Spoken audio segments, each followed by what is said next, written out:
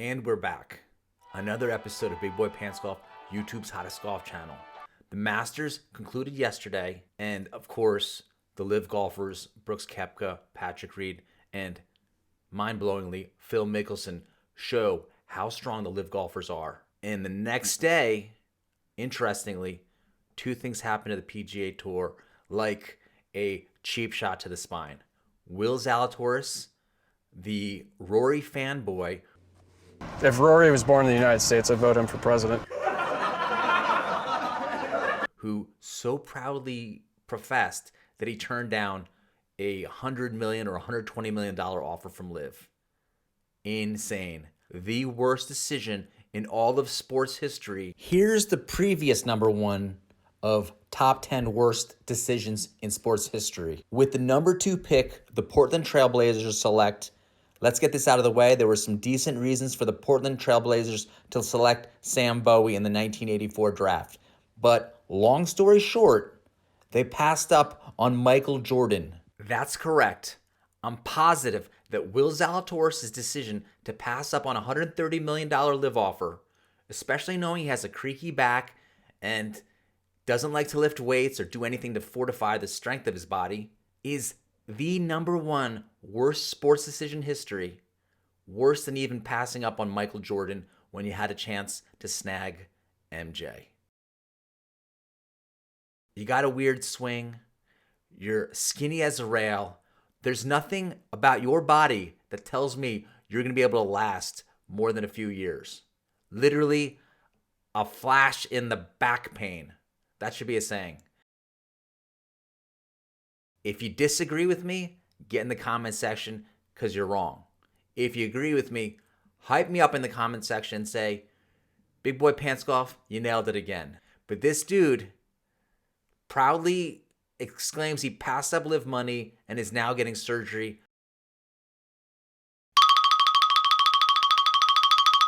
But what's even crazier is Rory, I just missed the cut at the Masters. McIlroy now pulls out of the RBC heritage. Did he nobly, in this case, if he did it, it is nothing but the most noble gesture. Is he over there with Will Zalatoris right now, wherever Will is, holding Will's hand, promising Will that he's going to find a way to get him sponsors exemptions for the elevated events in 2024. This is the big year on the PGA Tour that you either get into the elevated events by finishing the top 50 in the BMW Championship, and I guess there's other ways you can get in because they fill out the fields to about 70. But if you don't get in this year, it's guaranteed going to be hard to get in 2025. It's one of those situations where you get in and close the door on the people behind you. Remember, the PGA Tour golfers that got together in Delaware created a way to divvy up the money that Jay Monahan magically found that I guess was in reserves for a situation just like this. And they came up with a system that would keep 80% of these guys who made it into the elevated events in 2025, because that's where all the Boku points are. You get in and you stay in. Now, instead of 80% being in the fields for 2025, only 60% is. But you see the intent. The intent is we're going to get into this little elevated events scheme and continually pass the OWGR points. And again, the OWGR points mean nothing, folks. We need a new system. But we can see now the bad faith of the PGA Tour Delaware Committee. And now Will Zalatoris is on the outside looking in, hoping Rory will find a way. That good old Will, who kissed the Rory ring, which you need to do, can play in the elevated events in 2025 because he's out for the season, folks.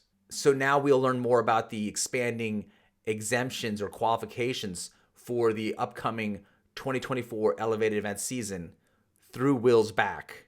Maybe there's a I blew my back out exemption.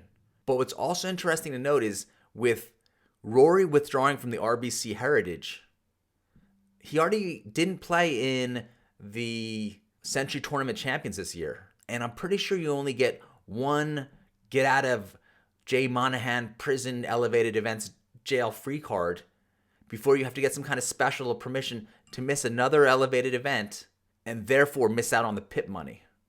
But we all know that Tiger and Rory, the rules don't apply to them. It's just merely suggestions, up to the discretion of Jay Monahan and whatever dark powers that be on the PGA Tour. So let's see how this plays out. But by my count, this is Rory McIlroy missing elevated event number 2 of the year. Can only miss one. Even Alan Shipnuck weighs in on this one with his tweet, "Don't fret, Rory will get his PIP money no matter how many elevateds he skips. Tiger too. I asked Monahan about this and he said, I have discretion, okay? I'll work with our team. I'll understand the situation and we'll make a decision. Per PIP slush fund, he has absolute power." While on every level, it seems that the PIP money is basically this non-transparently determined metrics fund where Tiger and Rory get paid out, but it's not appearance fees because it's after the fact. And it ensures, I guess, that they stay on the PGA Tour. But again, it's not appearance money because it's paid after the fact. And even though the metrics are incomprehensible and non-transparent, I'm sure that the PGA Tour money is going to the right players.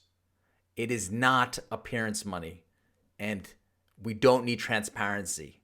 It's all totally fair. The PGA Tour clearly looks out for all of its members equally. There isn't 2 separate tiers of tour players, the haves and the have-nots, and I'm sure all the rules and regulations are applied equally to them, thereby ensuring that the PGA Tour, in looking out for its members, still gets its very justified tax-exempt status.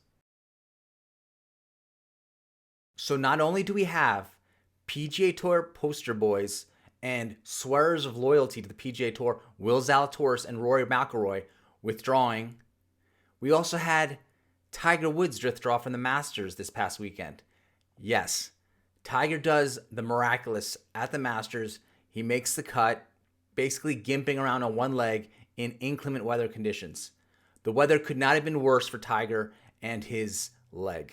But we've also got to consider at this point, is Tiger really doing anyone a service if he can only play 2 rounds or maybe 3 rounds of a tournament and has to keep withdrawing? By not playing the weekend, you're hurting the sponsors who, as per the elevated events rationale, want you to play on the weekends. That's why the elevated events have no cuts for the big names. But if you're constantly withdrawing from the weekend because you can't physically handle it, maybe it's time to consider hanging it up, Tiger. I know you've talked about playing the Champions Tour because there you'll get a golf cart. So is it really worth it at this point to risk not being able to even play on the Champions Tour when you're 50 in a golf cart, and now you're down to less than 3 years away from using this golf cart, and instead focusing on playing 2 or 3 rounds on a regular PGA Tour event and then having a 30 or 40% chance of not being able to play the full 72 because your leg can't handle it? Folks, what say you at home? Do you think that Tiger should hang it up for a few years and ensure that he can play the PGA Champions Tour? Or do you think he keeps running his leg in the red and eventually potentially being unable to play on the 50 and up Champions Tour? Get in the comments below and let me know what your thoughts are on the Tiger and his physical health situation. The dude's got over $1 billion. I don't know what he's doing anymore because I'd be worried about quality of life health issues moving forward in my life. I honestly don't know what's worse for Tiger at this point. Trying to walk 72 holes of a PGA Tour event or entering himself into one of those slap fight contests. Remember this article from Golf Digest, which stated that Live Golf is promising huge money. In these documents, the PGA Tour fights back with little rocket scientist Dan Rappaport. In this Golf Digest article, it says that tour officials have begun circulating a document which is obtained by Golf Digest that outlines projected earnings for a sample of players if they started their career in the 2022-23 season. When asked about the document, a PGA Tour executive confirmed its legitimacy and explained that the calculations are based loosely on a 4% year-over-year growth in total comprehensive earnings. And so here you see that if Jim Furyk was a rookie in 2022 to 23 and had the same 28-year career that he had, in which he made $71.5 million in on-course earnings, his total compensation from the tour would exceed $620 million. So, Will, take this Golf Digest article along with that internal memo that was circulated by the PGA Tour and ask them about your projected earnings now. Because we all know the middle word in life is if.